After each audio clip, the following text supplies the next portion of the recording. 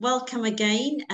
This is in our series of podcasts with people in Wales, and we're looking at how universal basic income affects people in Wales, and we're looking to hear from individuals.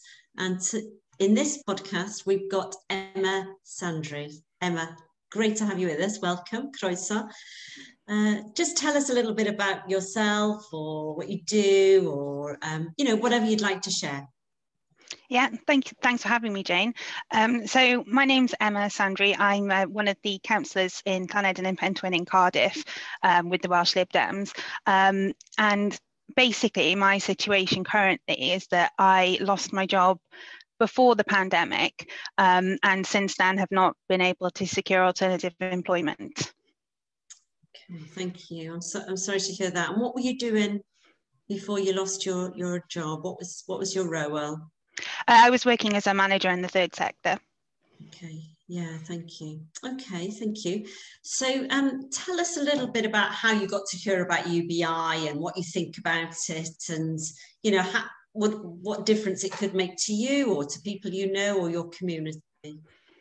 To be honest, I can't really remember when I first heard of it, but I think when I heard of the idea of it, I just thought it kind of aligned with what I already kind of believed to be true anyway, which is that I think over the course of most of my adult life, I've been, and much like the rest of my generation, we've been subject to sort of things like, the recession in 2008, which had an impact on our employment prospects. Then you've got things like Brexit and obviously this pandemic situation now as well. And I think over the years, I've come to think, well, is it really fair that people's sort of health and well-being and their financial position is so impacted by these sort of external forces which we have no control over? And it kind of seems very unfair that that's the difference between people being able to keep a roof over their heads and food on the table and falling into poverty. And I think for me it just seemed like an obvious thing that actually, in fact, in a humane society, everybody should have a basic standard of living. And what just looking at universal basic income, what appeals to you about it? What do you think? What does it say to you about what could change for you? What positives could it bring to your life or to other young people, the generation you're talking about? I think it gives people more freedom and more choice about the decisions that they make in their lives. So in the past, I've taken up employment in positions that, possibly prevented me from getting other jobs, in terms of having to, work very long hours, work very antisocial hours for not very much money. And I feel like a universal basic income would give people more choice and more freedom in terms of, how much time they spend on job applications and how much, whether they go back to university or do training or go to college or that sort of thing. And I think as well, there's also an element of it would kind of recognise that there's a lot of work that goes on that actually isn't paid, and that's in terms of caring, whether that's for older relatives or for children. And I think it's about how we value things in society as well, and the way in which people contribute to society, and actually recognising that contributing to society shouldn't just be about working in that sort of traditional sense. And I also think as well it gives particularly women more freedom in terms of, if there are relationship breakdowns, we know a lot of the time that there's that gender pay gap and women don't earn as much as men. And so, it gives women in those situations more freedom to leave should they need to. Okay, thank you. Can you say a little bit more as well about, your generation? So you did talk about, that bit at the beginning about how things had affected your generation more. And just a little bit more about, universal basic income and what that could mean for, young people like yourselves. I think it would mean that we would have more opportunity to explore different options and not feeling like you're forced into taking, whatever job you can find, because as we know, there are a lot of jobs these days that are 0 hours contracts. And, I've been on a 0 hours contract myself in the past. And then if you choose to take them, that's fair enough. But when you're in a position where you have to take them and you have no other choice, that impacts then on your freedom to live your life outside of work. And it makes it very, very difficult to find alternative employment and to just have a life as well.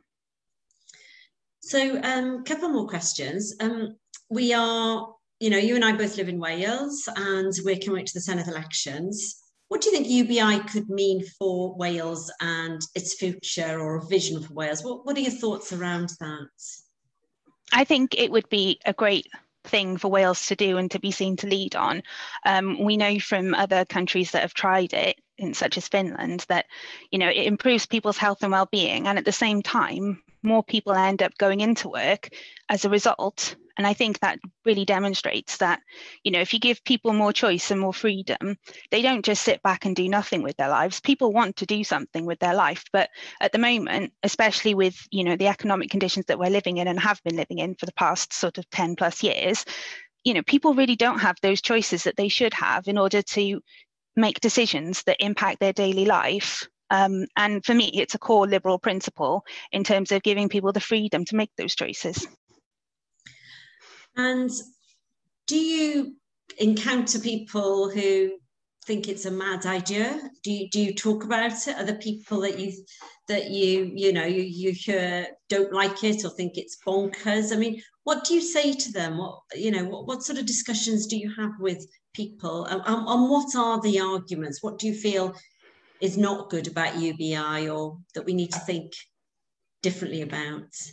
I think the universal aspect really throws people, and I think they kind of think, well, I'm fine, so why do I need it? But I think, it gets taken back in terms of, okay, so if somebody has more money, they'll pay more in income tax. And I think it's that sort of thing where people can't really imagine the difference that it would make to them.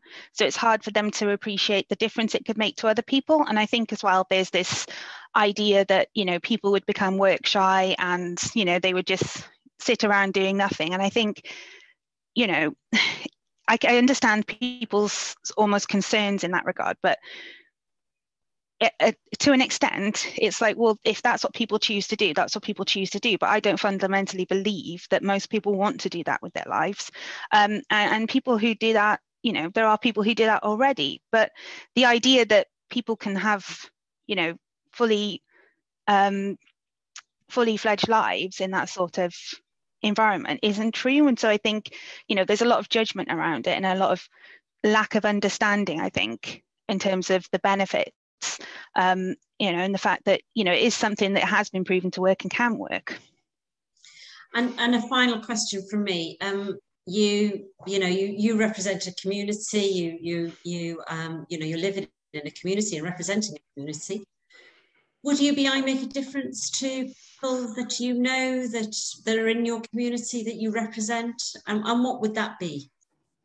Yeah, definitely. I mean, it's a very mixed area in Laned and in Pentwyn. So you've got your homeowners and people who are sort of older and a bit more retired. And then you've got people who are, sort of young families who, don't always have the adequate housing that they need, and are desperately trying to make ends meet. Sometimes having to go to food banks. I've had people coming to me who've been homeless, who've, had relationships break down and had all sorts of problems. And so it's really those sorts of people, I think, that could really benefit from it, because you can really see that when somebody doesn't have a lot of money, their choices, they are very, very limited, and they're very much sort of dependent on, whether it's the council or the DWP or whoever making decisions to help them. Whereas actually, if people had more money in their back pockets, they'd be empowered to make those choices for themselves. And I think that's a really powerful thing. Great. Thank you very much, Emma. Thank you for talking with us in this podcast. Very grateful to you for your time. Thank you, Diolch yn fawr iawn. Thank you.